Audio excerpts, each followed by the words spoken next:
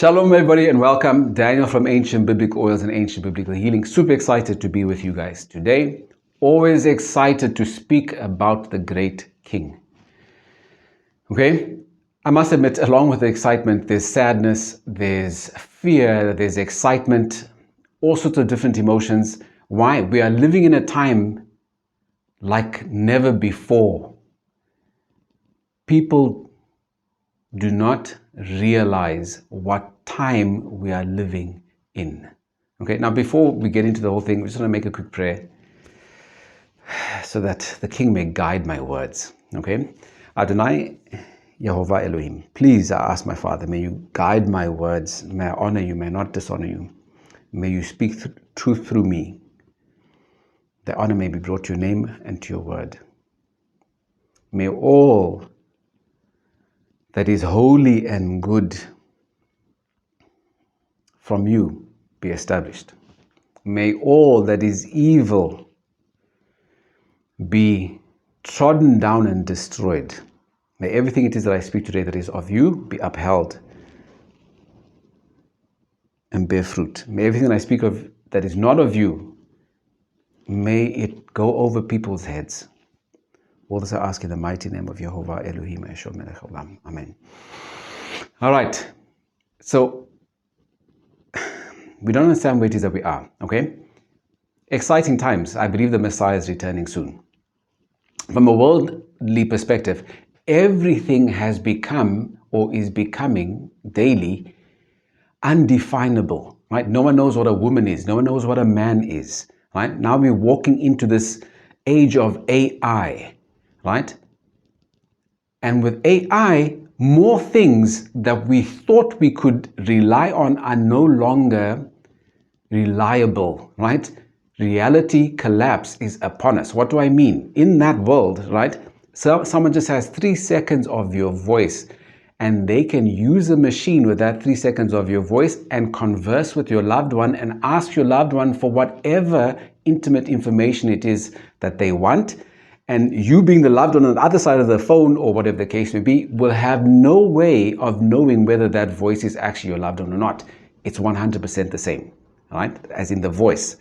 They can do that with video as well, right? And the technology is going in leaps and bounds, which means you are not going to be able to believe anything which it is that you see on social media. Any sort of digital media, you will not be able to believe, right? And who knows what it is that they will understand with regards to manipulating physical reality. Okay, so that's part of the scary stuff. Coming to the word. We do not understand that when the Messiah says, narrow is the path and few are those who will find it, people think that's a joke, right? And Messiah is not talking to people who have come out of 2,000 years of exile, right?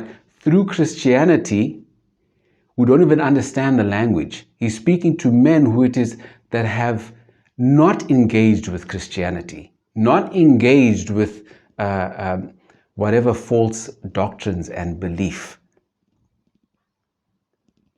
Okay? We have to study the word like our very lives depend on it, because it does. Okay?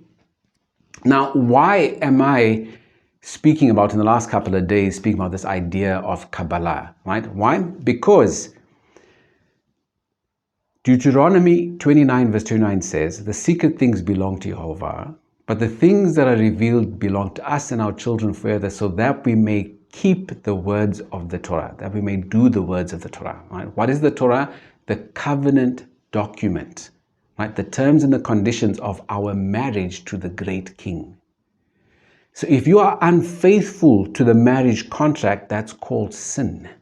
Right? And sin is the thing that separates you from the God of Abraham, Isaac, and Jacob. Right? Especially so, if you want to get technical, willful sin. Right? Where it is that the terms and the conditions are here, but you have not bothered to actually find out what the terms and the conditions are, and therefore you walk in a certain way, right? Just like with any laws within a kingdom, if you have laws of, I don't know, the road, right? For you to drive on the road, it means that you've learnt the laws or the rules of the road, and therefore you obey them. Right? You can't not learn the terms and the conditions, then jump in the car, drive on the road, and then break all the rules. And when you meet the policeman and the judge, say, I didn't know. That's not going to fly. All right? Why? Because in order for you to drive, you're supposed to know the terms and conditions. In the ancient world, for you to get married, right, the marriage belonged to the husband. The husband came with the terms and conditions and said to the wife, this is what it is that I will expect from you. Are you willing to be my wife? Right? This is the same process that we went through as a nation, because when the king comes to Mount Sinai, he says, this is what I expect of you as my wife. Are you willing to do this? And we say yes. And then if we don't do what he says, then there's certain repercussions that happen, right? Now heads up, new covenant, right? Jeremiah 31 verse 31, go and read it right through to the end. That's where the new covenant is expounded. It is repeated in Hebrews chapter 8, verbatim, right? He says, this new covenant, which is made with the house of Israel and the house of Yehudah, that's a whole subject on its own. However, it says that the law, that which it is that was given to Moses, will be written on our hearts. So the law remains the same, it just changes where it was written, right? The first time it was written on stone and written on parchments of skin. And then he says, in the new covenant, I will write it into your heart. But the words don't change. That's the terms and the conditions. That's what you need to be living in faithfulness to be part of a faithful bride. So I hope that makes sense. Okay? So the reason why I am looking at the secret things of the word, and why I'm saying to people that we need to discover the secret things of the word, is because Deuteronomy 29 verse 29 says, the secret things belong to Jehovah, but the things that are revealed belong to us and our children, so that we may keep our marriage covenant. Right? Without knowing these secret things, you will not have the faith to keep the marriage covenant. Right? Why? Because when you look into these secret things, right, these are the things that I believe prove what it is that we experience in this world. It proves natural phenomena. It proves physics, science. Today we think that science and religion are somehow, or spirituality are somehow separated from each other. But that has never ever been true. Right? That's a new thing. When it is that you operated in the king's courts of Babylon or Egypt or whatever nation it is, the highest technologies were being used, and guess what? The spiritual sciences, or spirituality and science, were joined. And today it's the same thing. I believe, just as Brad Scott used to say, that the more that science digs into the mysteries of how this world functions, they are going to end up facing face to face with the God of Abraham, Isaac, and Jacob. Right? Not like they will just meet him and he will speak to them in wherever it is that their thoughts are. But in that, whatever it is that we understanding today in science, we are going to be able to look at the word and say, the reason why this thing behaves in a certain way is because, guess what? In the word, the source text of what created everything, right? The word itself is the program of the so-called matrix. This is what we believe, right? We say, in the beginning was the word, and that the word was with Elohim, and that the word was Elohim, the word was God, and that everything was created through it, right? That means all of science, all of physics, all of spirituality, all of mysticism, all of every single thing you can think about was created via the word. Which means that encoded inside of the word is all these things. But you're not going to see it if you're reading, especially so in translation. You got to be reading in the original language and with the culture, and you got to deep dive in between the lines to pull the information out. Okay? I hope that makes sense. And I apologize if I'm maybe a little overly excited. But I believe this is something to be excited about. Okay? So anyway, that's why it is that I'm speaking about these things and saying to people we need to look at them.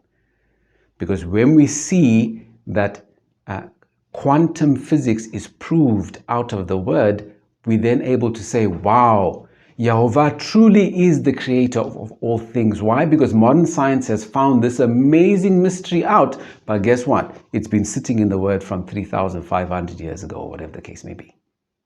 That's the point. Okay? All right.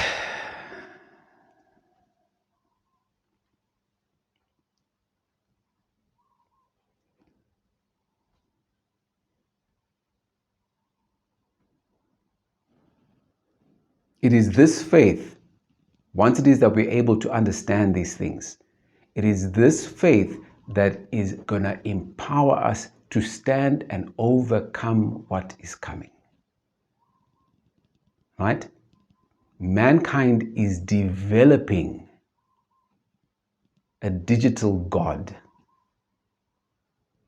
right? With computing power to understand things like we've never seen. Right? This thing is going to be far more superior in intelligence to any one of us that are alive. Do you understand?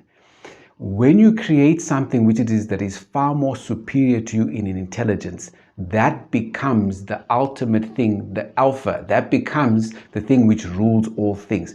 We are creating a digital God, right? And this digital God, who knows what it is that it's going to decide to do? I believe, and this is my belief, right, that at the end of the day, this thing that is being put together is a Frankenstein type of being that will be a vehicle for Satan, for the Satan to actually then engage with creation, right? Just as the same way that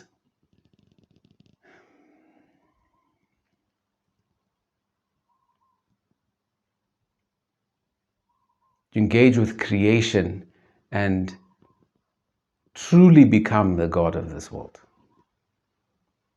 Okay, and in order for us to be able to get through what it is that is coming, you're going to need to be able to connect to the actual source, right? You're going to need to be able to be like Daniel, to be like Joseph, to be like Moses and Aaron, who, when they were in Babylon and Egypt are like the two great mystery kingdoms, right? The center of those kingdoms, the king's courts, was the highest level of technology. And like I said, when I'm saying technology, I'm not speaking about purely science, because there's no such a thing as purely science. Everything that is science, everything that is physical is rooted in the spiritual. Right? So when I'm saying technology, I'm saying the true essence of what it is that super intelligence, wisdom, understanding, whatever it is that you want to call it, right? The highest levels of that was in these kingdoms. But guess who it is that was able to dominate those kingdoms? Daniel and his friends, Moses and Aaron, Joseph, when it is that he went to Egypt. And we need to get there if we are going to survive what's coming, right? Whatever thought it is that you have in your mind of what it is that you're going to do to be able to escape what it is that is coming, this AI, which will have the thought capacity of billions of human beings, will be 2,000 steps ahead of you. Right? The only way for you to exceed its consciousness is for you to connect to the one who is the great I am. Yeah.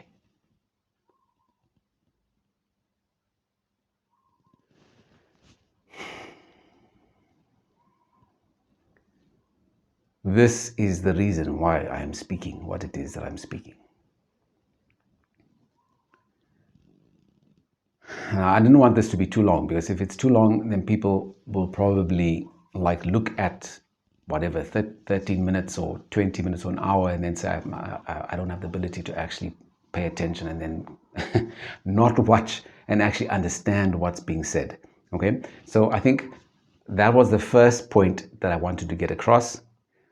We do not understand what it is that we are, right? What it is that is coming. We don't actually understand how we got the Bible in our hands. We don't understand what the Bible is, right? And in order for us to be able to become prepared, we need to understand what the word actually is, how it came into our hands, what is this language called Hebrew, how does it function, right? Because the saying lost in translation is a literal thing. You will become lost in translation. Why? Because you simply cannot get the actual information that is written in the text. Because the translation into whatever language simply doesn't have the ability to deliver that information. Okay? I believe that Hebrew is the language of creation, and therefore, from a perspective of transferring information, it is the highest system of transferring information. Like I said, we believe that the word created everything. Therefore, all the rules of physics that govern the heavens, never mind the earth, we don't even understand the rules of physics that govern the earth, right? We're discovering them.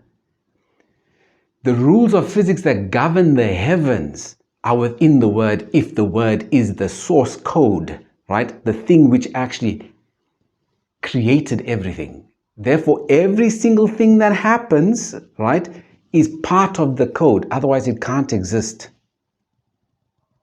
Right? All that is in the Hebrew language and no other language. And therefore, when you read the scripture outside of that language with the cultural understanding, right? But if you read outside of that language, you will not be able to understand all these different levels of wisdom that is within this text, right? The thing which created everything. This is what it is that we are trying to convey. And for us to get through what's coming, we need to be able to understand. Why? Because it's only via this wisdom, understanding, and knowledge that you will actually be able to connect to A, right? The I am,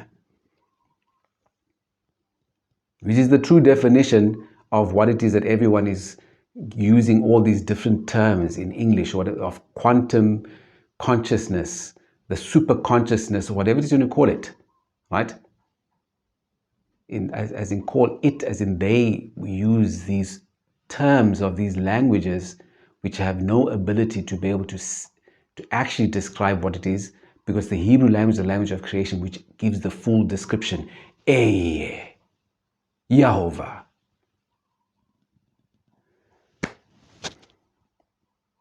I think I'm going to stop here for today. Tomorrow, we'll go into the whole idea of what does this word Kabbalah actually even mean, right? How is the Bible put together? How do we understand language, right? And I'm going to build on from there. Blessings, shalom.